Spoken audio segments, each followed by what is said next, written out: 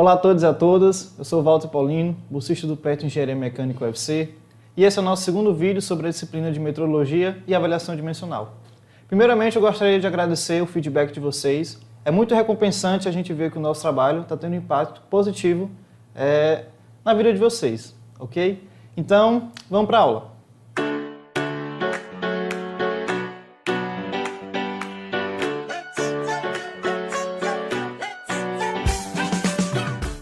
Bem, pessoal, no final da nossa primeira aula, nós tratamos de incerteza de medição, sobre erro de medição e sobre resultado de medição.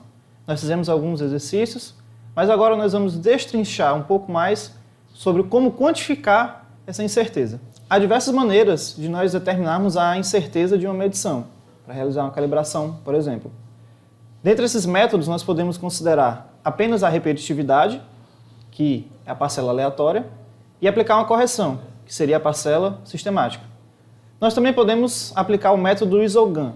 O isoGAN ele é um método mais complexo, mais bem detalhado e que te caracteriza todas as fontes de incerteza do teu processo de medição. Para iniciar, nós vamos fazer um exercício um pouco mais completo que o exercício da aula passada, considerando apenas a repetitividade como fonte de incerteza.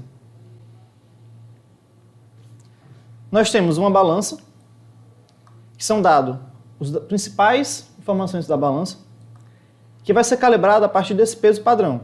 Nós temos o valor nominal dele, que nós vamos considerar aqui como o valor verdadeiro. A incerteza desse peso padrão. Esse peso padrão, mesmo que com a qualidade metrológica superior à da nossa balança em questão, ele ainda precisa da caracterização da incerteza dele. Por quê? É fabricado com processos de fabricação tradicionais e, por definição, carrega uma incerteza associada a ele. Nesse exemplo, nós vamos considerar apenas a repetitividade para caracterizar a incerteza dessa calibração. Então, nós vamos começar preenchendo a nossa tabela base com o erro de medição, que é a diferença da minha indicação para o meu valor verdadeiro que eu convencionei. No caso, o valor do meu peso padrão. Aplicar isso para toda a coluna. E aqui nós temos o erro de medição. Para nós preenchermos o erro aleatório, nós precisamos determinar a média das indicações, que vai ser a própria média.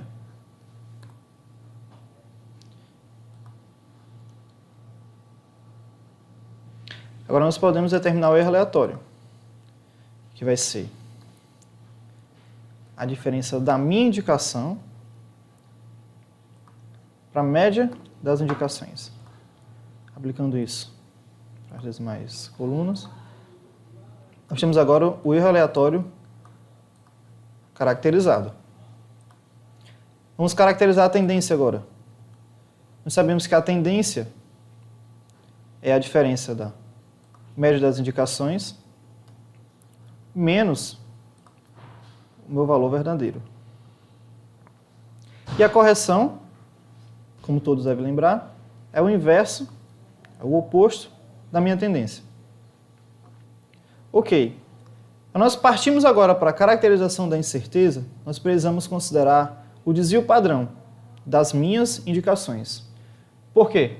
Como a repetitividade ela se trata de uma parcela aleatória dos erros, e isso é uma distribuição estatística, então a melhor maneira de se caracterizar é utilizando o desvio padrão dela mesma. Então vamos lá. Aqui nós podemos desvio padrão A, porque é o desvio padrão amostral. Nós estamos considerando menos que 30 indicações, são 15. Então nós utilizamos o desvio padrão amostral dessa distribuição.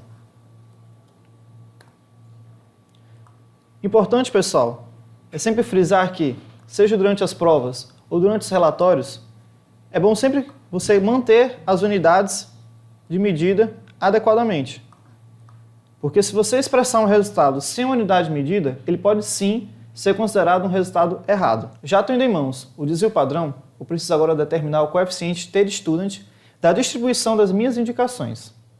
Para determinar ele, eu vou precisar dos graus de liberdade, que é o número de indicações menos 1, nesse caso, 15 indicações meus graus de liberdade vão ser 14 e a confiabilidade desse meu processo. Ou seja, se eu expressar um resultado de medição com 95% de confiança, isso significa que das 100 indicações que eu fizer, 95 delas vão estar dentro da minha incerteza. E o que vai caracterizar isso? Justamente o coeficiente t-Student. Eu vou inserir aqui no exemplo, vai ficar mais fácil a compreensão.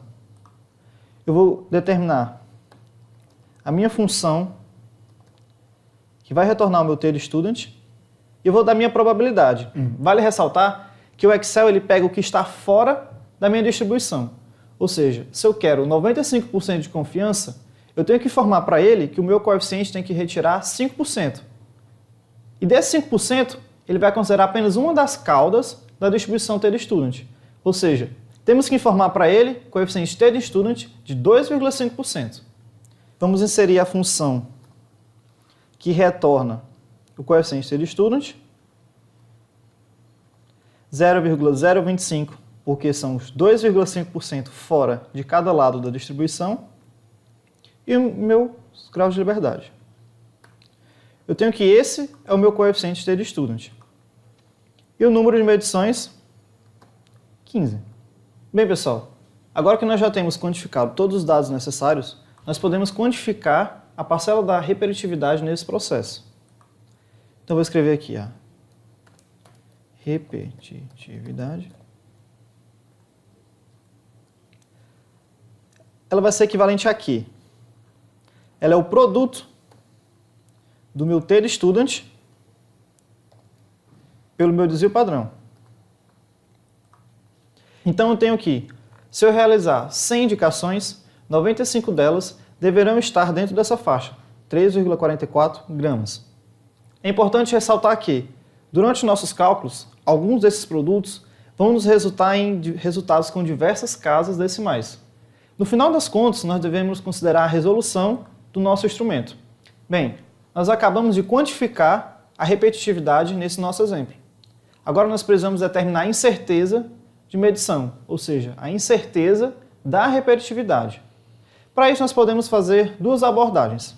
A primeira delas, se for um conjunto de medidas, no nosso caso, ou se for uma única medição. Vamos explicar melhor. Nesse caso, nós determinamos o comportamento da nossa balança, ou seja, nós exprimimos a repetitividade dela. A partir de então, na utilização dessa balança, o operador ele não vai precisar realizar diversas medições. Ele vai pegar o desvio padrão dessa amostra e vai pegar a repetitividade calculada a partir de então. E a partir daí, a incerteza da medição que ele vai utilizar vai ser mais simplificada. Vamos conferir aqui na equação. No caso que nós acabamos de calcular, a incerteza da repetitividade vai ser a repetitividade dividida pela raiz do número de medições. E se for apenas uma única medição, apenas a repetitividade. Vamos para o nosso exemplo. Bem, agora vamos determinar o nosso resultado de medição. Ele vai ser a média das nossas indicações mais a correção, ou menos a tendência por manipulação algébrica. Nós temos que o resultado da medição vai ser 1000 gramas, mais ou menos a incerteza da repetitividade, que vai ser a própria repetitividade dividida pela raiz do número de medições. É importante observar, pessoal, que a incerteza agora está determinada com 5 casas decimais. No entanto, isso não faz nenhum sentido, porque a resolução da nossa balança é de apenas uma casa decimal e ela varia de 2 em 2 décimos. Então, nós temos que arredondar isso para o valor mais próximo. Nós temos aqui, pessoal, uma questão delicada quanto ao arredondamento. Devido à resolução da nossa balança, nós podemos arredondar esse resultado para 0,08 ou 1 grama. Se nós arredondarmos para 0,08, nós vamos estar desconsiderando uma parcela dessa incerteza. Já, se nós arredondarmos para 1 grama, nós estaremos aumentando demais a confiabilidade. E o problema em você aumentar a confiabilidade é que essa sua balança pode sair de algumas especificações. Se você precisar ser um pouco mais conservativo, você vai adotar a incerteza de 1 grama. Já se seu processo não exige tamanho cuidado metodológico assim, você pode sim arredondar para o valor mais próximo, no caso 0,8 gramas. Aqui eu vou utilizar 0,8 gramas. Então, pessoal, o nosso resultado de medição é esse, considerando apenas a variabilidade das minhas indicações. Bom, pessoal, com o nosso resultado de medição pronto, nós podemos agora pensar em algumas questões. A primeira delas é como simplificar esse processo. Se você tiver vários instrumentos de medição e quer escolher um deles, aquele que tem a maior confiança, que vai te dar menor incerteza, aplicar todo esse processo em todos eles pode ser caro e consumir bastante tempo.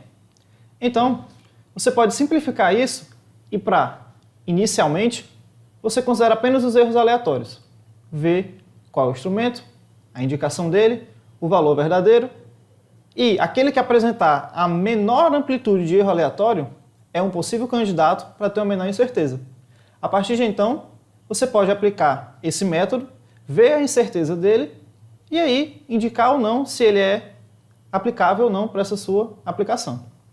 O segundo questionamento é como reduzir a incerteza. Se para sua aplicação o resultado de medição expressa uma incerteza maior do que aquela desejada, você tem que elaborar estratégias para reduzir essa incerteza. Inicialmente, não é uma boa ideia trocar logo o instrumento. Nós podemos ver que, na prática, isso pode ser um processo demorado e caro. Você pode tentar, primeiramente, aumentar as indicações. Se você obter mais indicações, o desvio padrão pode diminuir e, na tua distribuição T-Student, os graus de liberdade maior vão te dar um coeficiente menor. A partir de então, a repetitividade vai ter um valor menor e na hora que você jogar isso para incerteza, essa incerteza pode diminuir. Bem, pessoal, chegamos ao final desse vídeo. Na próxima aula, nós vamos tratar da metodologia do Isogram. Obrigado por ter assistido até aqui. Se você gostou do vídeo, deixa o seu like, se inscreve no canal, indica para algum amigo e até a próxima aula. Falou!